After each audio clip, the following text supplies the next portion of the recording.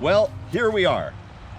During the first hour of use, I absolutely fell in love with this type of mowing it's doing so far. You happy with it? Ego electric powered, 4 lithium batteries back under the hood back here somewhere. There's a little handle. Coral's gonna dip into that while I keep going.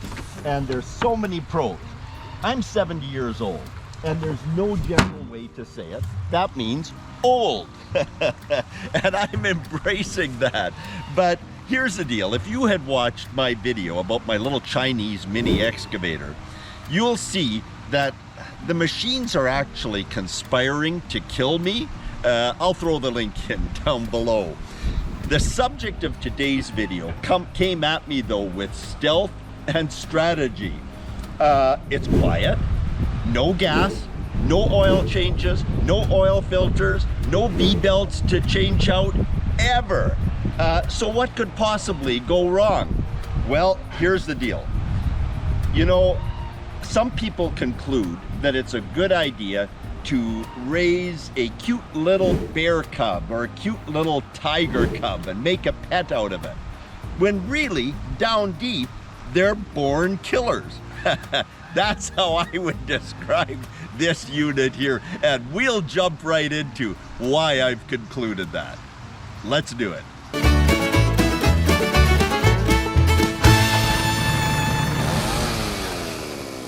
Okay, so not only is the Ego Z6 an electric mower, it's also only my second zero-turn mower after decades of mowing grass with conventional units. It's also electric, so it's a great companion to my little Milwaukee push mower. But it's no ordinary electric zero-turn mower. When I had decided I was going to purchase an Ego mower, I went for the base unit, the one with the Bobcat style steering levers that are very traditional for navigating a zero-turn mower. However, that one was sold out, and so the dealer managed to do a very convincing job of upselling me into the Ego unit with the steering wheel. And so I've got all my controls here from slow to fast, although the speed is also controlled by the pedal down here. And I can change my blade speed. I can go from anything from low speed to, when we're mowing, something where the grasses are as deep as what we're seeing here today, after we've been away for a little bit, I can take the blade up to max speed for just a great cut. And but it was that upsell that took things off the rails for me. So I'll get straight to the point. It's not good, particularly good, in side hilling, but it's disastrous going downhill. Think about this. No steering, and we'll give a little demonstration. No brakes, no seat belt, and no roll bar. Yeah, what could possibly go wrong? Let's get into it. So Coral was the first to test drive this little unit, and here's her experience. So Coral, what's your synopsis of it? Just from, you've made several passes going up, several passes going down. How do you control this thing? Well, it seems like if you're going up the hill, you have to go fast. So then when we're in thick grass, you can't go fast or it won't cut it. So you're trying to go slow and then it just stalls out.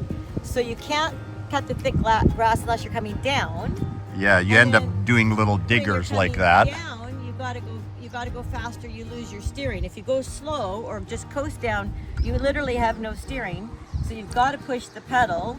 And so you actually have to go kind of downhill fast as well. So it doesn't do a super great cut. You'd have to do 2 or 3 probably cuts going down to get a thick grass cut.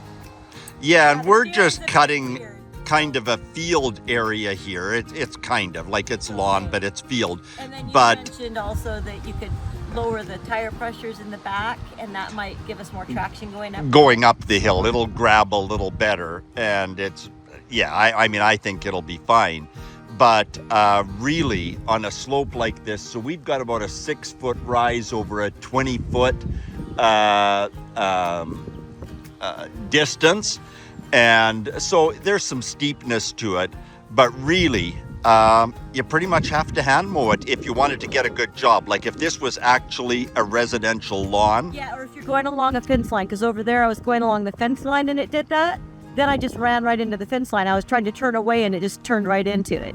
Yeah. And I was able to just push myself off with my foot to get off the fence. But like say you were on a nice fence or... But it's counterintuitive. Like the right thing to do, quote, would have been to push down on the pedal. But that's completely counterintuitive to have yourself...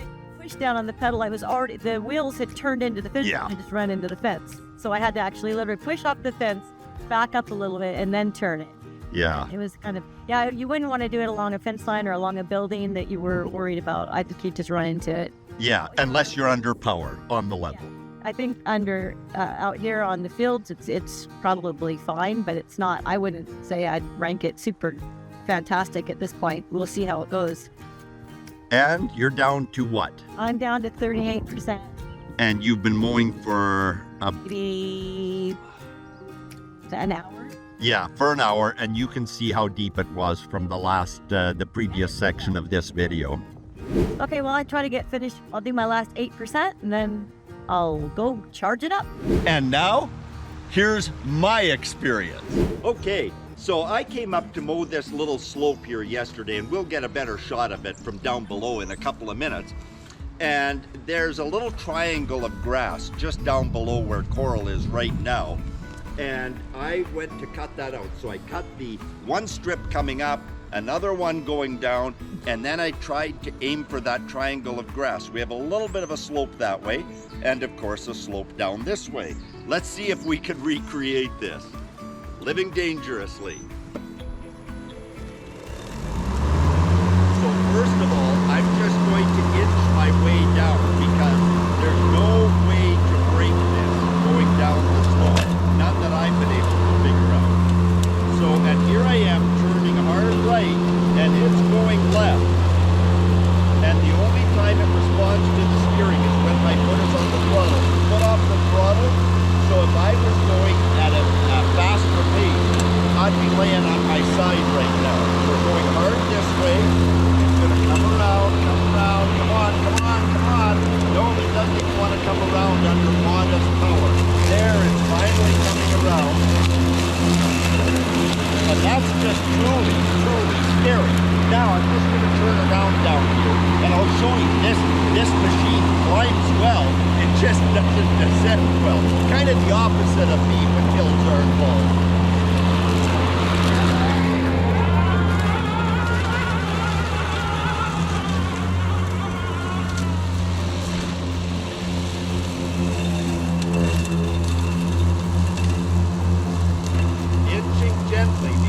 If I gain any speed and it goes sideways, it's not going to be pretty. Okay, I'm turning hard that way. Oh, now it responds. Yeah, this is not a good scenario. One more.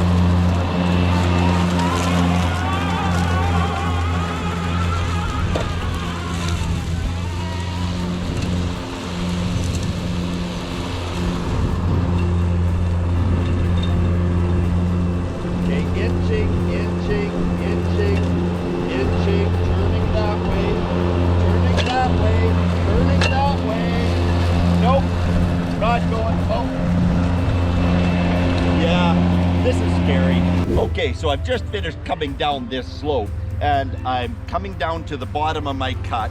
I'm not going to go any lower. I want to turn right. So here we go.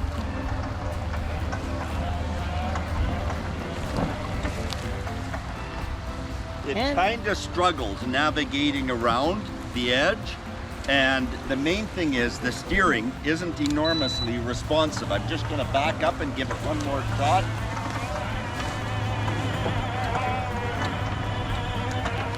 Okay, so coming down, turning right, turning right, turning right. Yeah, you're hard right and you're going into the creek. That's where I'm going. No, this isn't the wheels are straight and your steering wheel is completely turned to the left. And it wants to go, keep going that way. Wow, crazy. So I tend to think about these things. What causes these experiences to happen? Well, as best as I can figure, and maybe an engineer from Ego can tell me differently, but the root of the problem is in this electric drive-by-wire steering wheel. With a traditional zero-turn mower and the conventional steering levers, I could reverse one wheel. That is not possible. Even though there's two distinct electric drive motors, there's also two mower blade motors, two mower blades, so two motors.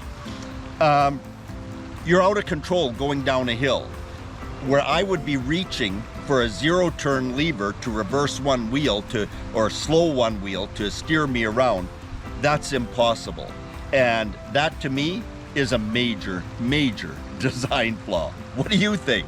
So without reverting to steering levers, one possible solution would be to have a feature like tractors have had for decades and decades and decades, and that is separate wheel brakes. Just a thought. Maybe that's more complicated than it needs to be. Maybe we just go back to steering levers. Now I'm going to do a quick and dirty overview from my first 5 hours of ownership with this machine. There are other YouTube channels that do a much deeper dive, but this is just one layperson's perspective. Thanks for coming along. Before I get into that, what happened to that John Deere Z994 that was the subject matter of several videos? We've got a combination of grass and dandelions here that's about a foot deep. Man, has it been growing. Here we go.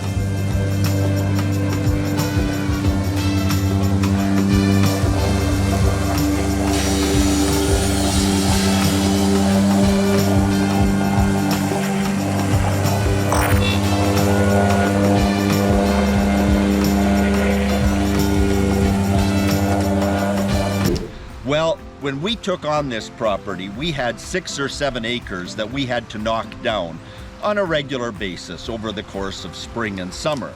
However, we've changed our plans for the property. We're doing something different with about 5 acres at least, and that leaves us 1.5 acres, maybe 2 at the max that we need to knock down. So the Z994 was clearly overkill. So it's now enjoying a home with a new owner, and that's behind us. You know what? One of the pros right out of the gate with this is, like I mentioned off the top, there's no gasoline, there's no oil changes and filters, and there's no belts. Many will see that as a positive. That means, by extension, no gas to store. If you happen to be in a residential setting, you don't need a gas can and its associated fumes in your garage. The power is delivered by the 4 batteries that Coral provided a snapshot of there. And by eliminating the gas or diesel engine, one significantly reduces the noise, and that might be important in a residential setting. There was a bit of assembly required, but no big deal. And I did send Coral a picture of picking up the pallet from the distributor, and I'll ignore her comment about it now appears that I need a 1-ton dually to carry my ego around. And the unit has surprisingly a great amount of power. This is his new riding lawnmower. He did a bunch of research, of course, as usual, and found what had the best reviews and the best price and all that fun stuff. It's battery operated, and he is thrilled with the type of mowing it's doing so far. He's happy with it. And when Howard's happy, the whole family's happy. Look at that. Nicely done.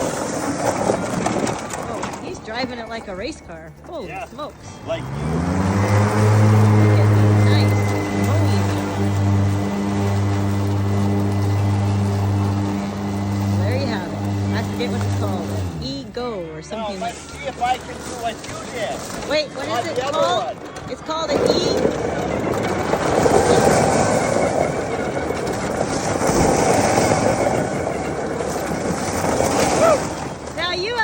out and clean that up. What kind of tractor is this? Or mower? Ego? This is an Ego, and it suits my ego. It's Ego, yeah.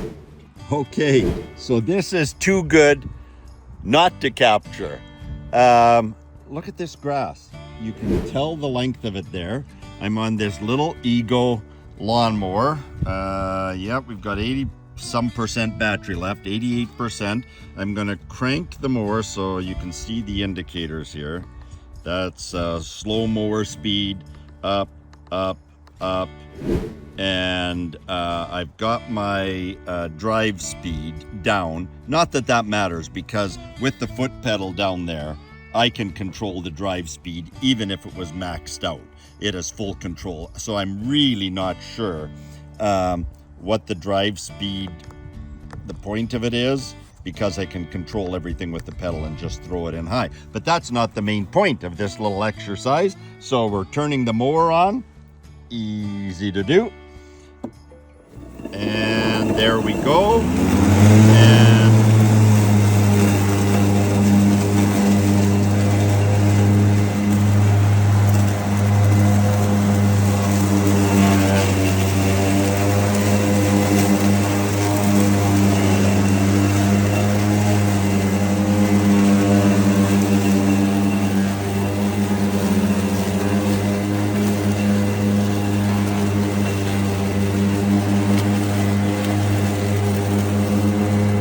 And we're clearing out the other side, and let's take a look at this.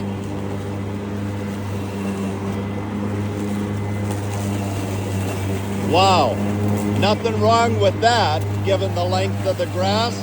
One additional pass through and it should be good.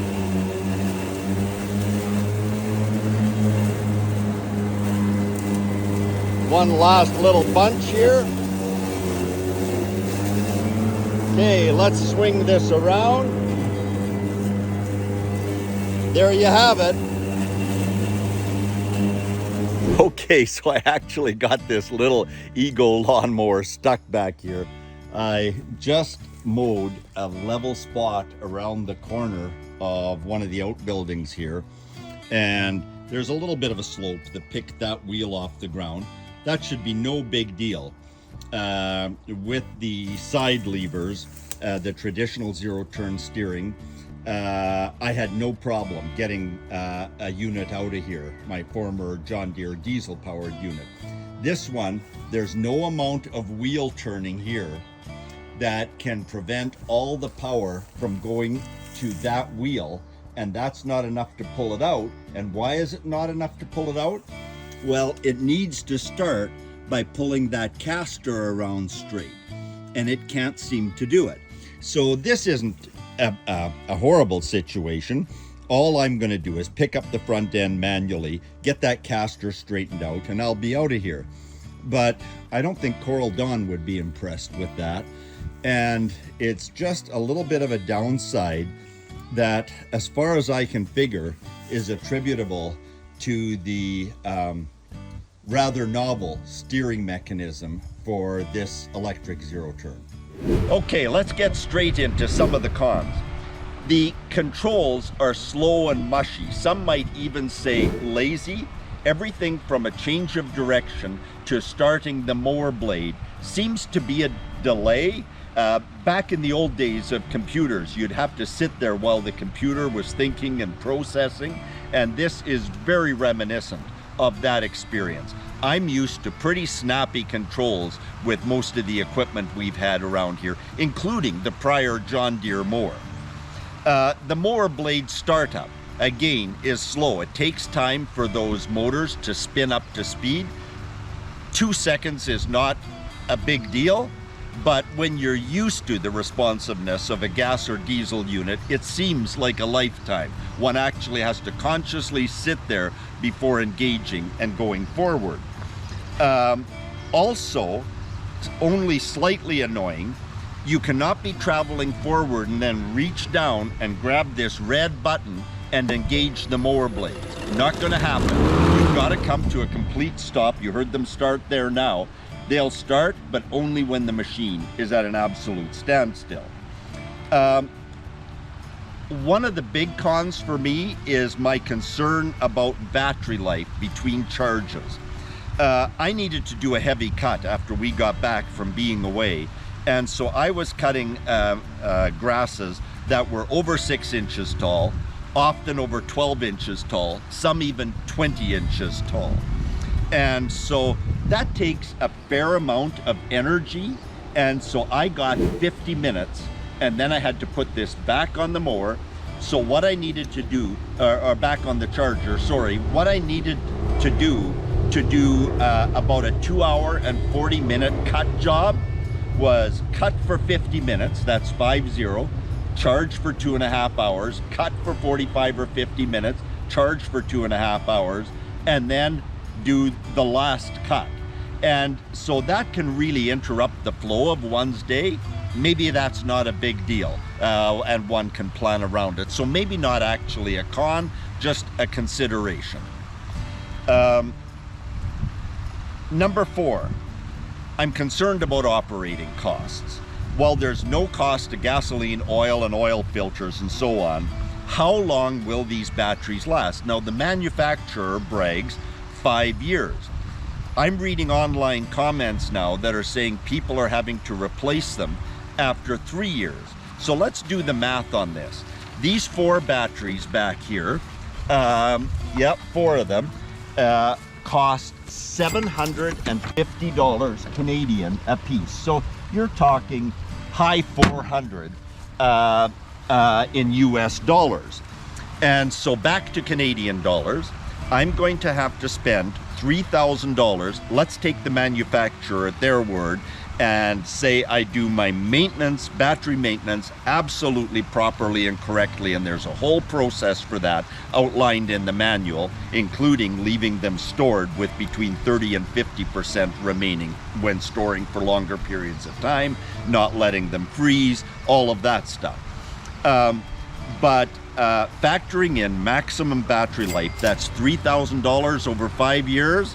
My math isn't always great, but in that for me comes out to $600 a year for battery cost alone for this unit. And so unless battery costs drop dramatically over the next 5 years, wow, that's a challenging pill to swallow. Some other considerations, and this falls into the category of not necessarily good, not necessarily bad, just something to think about. Number 1, ego has been in the mower business for a relatively short period of time. I think it's 2012, something like that. It might even be 2007. But did you know that Husqvarna, just as an example, has been in the motorized lawnmower business since 1959? And a host of others equally, John Deere, Cub Cadet, Craftsman, and others. So my questions would be probably 3. Does ego really know what it takes to build a lawnmower that is durable over time? All the appearances are great. The lawnmower deck metal seems substantial. The construct seems generally good, but there's nothing like the proving ground of field testing. Number 2, are they making enough money to stay in the motorized lawn cutting business? Don't know. And how long will the blade motors really last? Yeah, there's no V-belts and pulleys, but I'm not sure that we have a handle on how long these motors will actually last. What I do know is there's specific instructions stating do not pressure wash this machine. Not a big deal, just a consideration. So what would be the ideal situation that would justify an Ego Z6 model mower? Here's how I see it. Number 1, somebody like Coral and I, we have short attention spans and we get a kick out of trying out new technology. And so we now get to own a conversation piece, a conversation starter, but there's a price for that.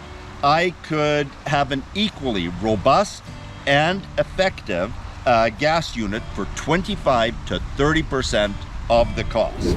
That's the initial capital outlay, and at least 50% less operating costs. And that would factor in me taking this into a dealer once a year, which I wouldn't do. I can do my own oil changes. But if you have to take it into a dealer every year, you're still going to, in my estimation and calculation, be 50% ahead of the game by owning a conventional gas or diesel powered unit. So back to what is the ideal situation? Well, another consideration would be the homeowner that doesn't want to store oil and gasoline in their garage. That's certainly a consideration because of the vapors and otherwise. And this unit performs not only adequately, but absolutely great in my mind on level surface mowing. So if you have no slopes, this might be for you. So one last note when talking about electric mowers. I'm hoping that someone viewing this does not take offense to me not mentioning the environmental issues of electric power over gas or diesel power. In my opinion, and I might be in a minority on this, I have yet to understand how a gas or diesel mower is less environmentally friendly than an electric mower. I'll give you just a couple of points, and again, this is just my layperson's opinion. The sources of electricity that we use, from wind generation to hydroelectric dams and coal and more, have their associated costs. It's not only gasoline and diesel that create environmental issues. For example, in the province that I live in here, dam construction has wiped out multi-generational family farms and displaced enormous amounts of wildlife. In other areas of North America, coal is still being used to produce electricity. In Canada, coal still produces 5% of our electricity, and the 2023 stats say that in the US, coal still produces 16% of all electricity used. So that has environmental considerations. Secondly, this runs on lithium-ion batteries, and everything that we're reading to date suggests that there are significant long-term economic and environmental costs around the mining and manufacturing process of lithium batteries that certainly create some environmental considerations. So bottom line, I just don't think, in my humble opinion, that there currently exists an overpowering environmental reason for going with a battery-powered lawnmower. At least, not yet. So back to the number one reason for why I did this 82 Maple video episode. For me, this machine creates a known danger for Coral and I in operating it. I'd be negligent to turn Coral, let alone a less experienced operator, loose on this property using this unit, knowing about what we know now about the potential for a rollover. You know, for me, I've been operating heavy equipment since I was 12, and I was truly terrified the first time this thing was swinging sideways, out of control on a slope for me. So what now? Where to from here? Well, this fine machine came with a no questions asked 90-day money-back guarantee. And after 9 days, it's on its way back. It's just not for us. And you know, during the minutes that we've spent together here, I've probably opened up way more questions than I've answered. So throw those questions into the comments section down below. I'll answer as many of them as I can. And here's to happy mowing for you, whatever your equipment choice might be. Thanks for tuning in.